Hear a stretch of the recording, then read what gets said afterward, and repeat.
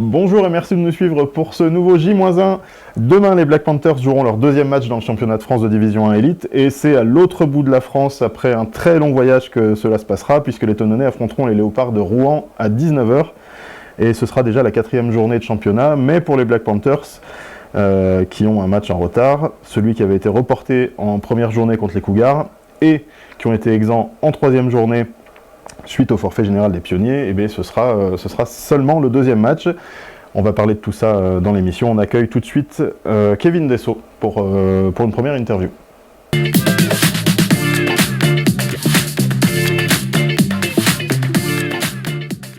Et on accueille notre invité ce soir, Kevin Dessau. Bienvenue Kevin. Merci d'être avec nous. Kevin, alors une nouvelle saison pour toi sous le maillot des Black Panthers qui a commencé déjà, au poste de receveur, mais pas que. Mais pas que, puisqu'on t'a vu dans un autre rôle lors du premier match. Tu as en effet dû remplacer José Tabora Jr., qui était notre quarterback américain et qui s'était blessé à l'entraînement quelques jours avant. Donc tu as été quarterback contre le Flash pour le premier match de la saison.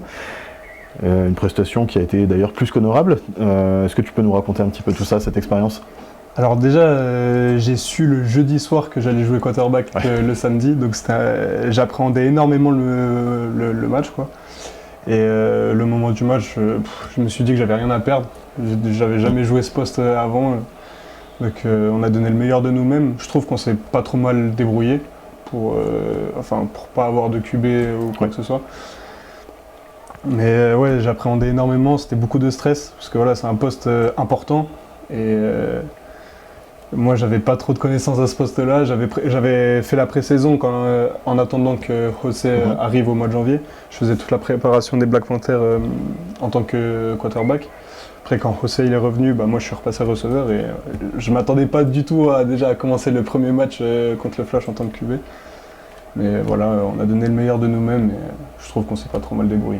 Ça a été un beau match en tout cas.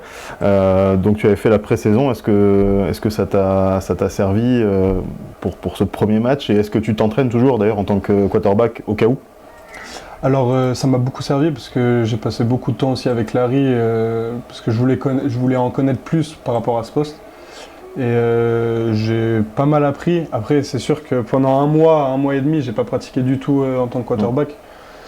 Donc du coup je devais repartir un peu sur des bases, mais honnêtement j'étais préparé pour... j'étais pas préparé à 100%, mais j'avais déjà les bases pour le match contre le Flash. Et là actuellement je m'entraîne toujours quarterback de mon côté, ou avec le nouveau QB qui m'entraîne aussi en dehors des entraînements, donc voilà. Alors on va en parler justement de ce nouveau QB. On te retrouvera maintenant pour les prochains matchs au poste de receveur, puisque bonne nouvelle, notre nouveau quarterback est arrivé. Malheureusement, José a dû déclarer forfait pour la saison avec sa blessure. Donc s'il nous regarde, thank you José, et on espère le revoir peut-être un jour ici.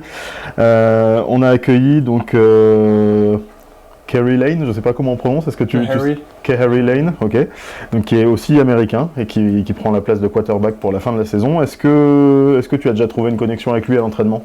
Alors avec tous les receveurs, il est très très impliqué, il aime faire du bon travail et on fait beaucoup d'entraînements en dehors des entraînements avec l'équipe.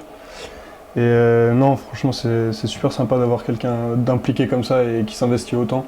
Et on a déjà une très très bonne connexion alors qu'il vient d'arriver il y a 2 semaines ou 1 semaine.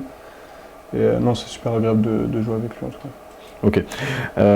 Une autre facette pour toi, puisque tu es aussi kicker. Oui.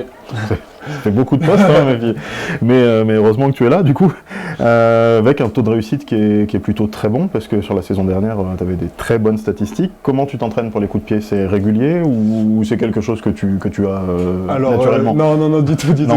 Non, j'essaie de venir plutôt aux entraînements, donc j'essaie de taper avant les entraînements ou beaucoup à la fin des entraînements aussi. J'essaie de prendre du temps avec Peyo pour taper les field goals à la fin des entraînements et aussi pour s'ajuster sur plusieurs haches ou au milieu.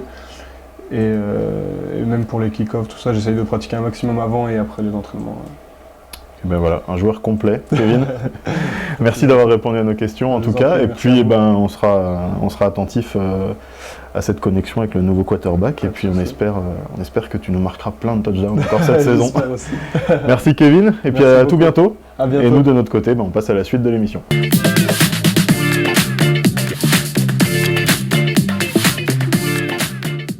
Un mot sur la météo du match. La météo ne sera pas au beau fixe ce samedi à Rouen. Il fera frais avec un maximum de 13 degrés l'après-midi, mais le mercure devrait quand même descendre en dessous de 10 degrés pendant le match.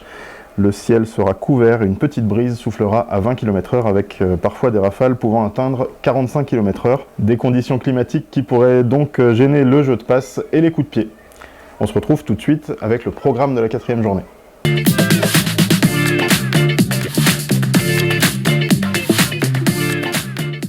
Au programme pour cette 4e journée de championnat dans la poule Nord, les Black Panthers se déplaceront donc, on l'a déjà dit, à Rouen pour affronter les Léopards demain à 19h. Dimanche, les Cougars accueilleront les Molosses à 14h et le Flash sera quant à lui au repos puisque son match prévu contre les Pionniers est annulé.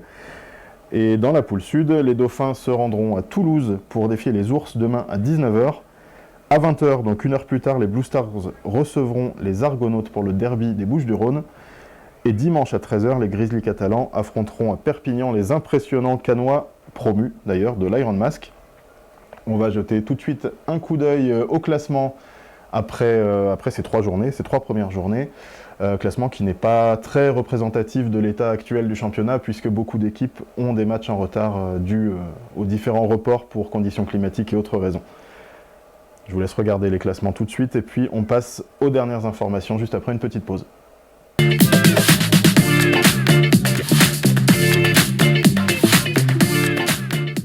Et on termine cette émission avec les dernières informations comme d'habitude. La rencontre de demain, Léopard Black Panthers, sera diffusée par les Rouennais, mais ce sera en pay-per-view, c'est-à-dire qu'il faudra payer 3,50 € pour regarder ce match. On vous donnera le lien pour vous connecter sur les réseaux sociaux des Black Panthers et sur le site internet aussi des Black Panthers et sur www.pantherstv.tv. Et puis, on pense déjà au prochain match à domicile qui aura lieu le samedi 30 mars au Stade Moina à Thonon. Et vous avez l'occasion de rejoindre la Panther Squad, le nouveau groupe de supporters des Black Panthers avant ce prochain match. Rendez-vous pour ça sur le site internet des Black Panthers. Bon match pour demain, si vous le suivez en vidéo. Et puis nous, on se retrouve très vite sur la Panthers TV. À bientôt.